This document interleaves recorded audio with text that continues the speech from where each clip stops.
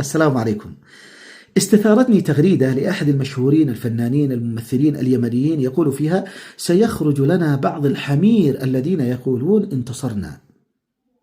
الحمير. كان بإمكاني أن أتجنب هذا اللفظ وهذا السب وهذا الشتم وهذا اللعن، ويقول سيخرج لنا أقوام يقولون انتصرنا ويكتفي، لكنه أبى إلا السب والشتم واللعن والسخرية.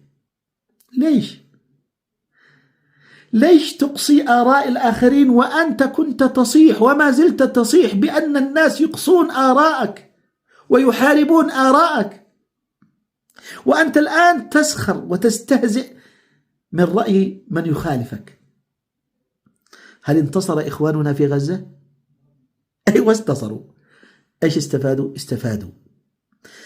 تأمل إلى أصحاب الأخدود الذين أحرقوا في الأخدود بالنار، كلهم أحرقوا. هذا الله عز وجل سطر حادثتهم في كتابه.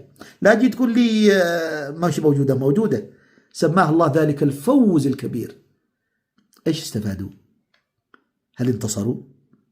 انتصروا الفوز الكبير في الآخرة. الغلام المؤمن الذي قتل أمام الناس كلهم، إيش استفاد؟ هل انتصر؟ استفاد بأن الأمة كلها أسلمت وقالوا آمنا بالله رب الغلام، الذين هم أصحاب الأخدود. أصحاب الأخدود هم امرأة فرعون قالت رب ابن لي عندك بيتا في الجنة، قتلها فرعون. إيش استفادت؟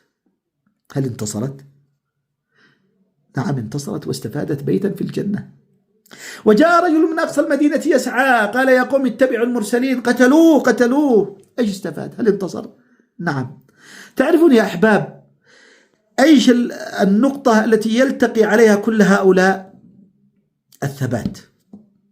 الثبات على الحق، الثبات على المبادئ، الثبات على الدين، على الإسلام، على الإيمان. بينما كثير تزعزعوا من أجل الدولار، من أجل الريال، وتنازلوا عن مبادئهم وأهدافهم. هؤلاء خسروا أكثر من 70,000، هدمت بيوتهم، شردوا مرارا وعادوا مرارا وشردوا مرارا وعادوا مرارا، وها هم اليوم يعودون فرحين، ويأتي هذا وفلان وعلان يقلل من جهودهم وصبرهم. نسأل الله السلامة والعافية. بدل من أن نقف إلى جوارهم ونثبتهم ونحفزهم ونهدئ من روعهم، لا، نستحقر ونستهزئ بمن يقول انتصرنا، إذا هم نفسهم يقولون انتصرنا.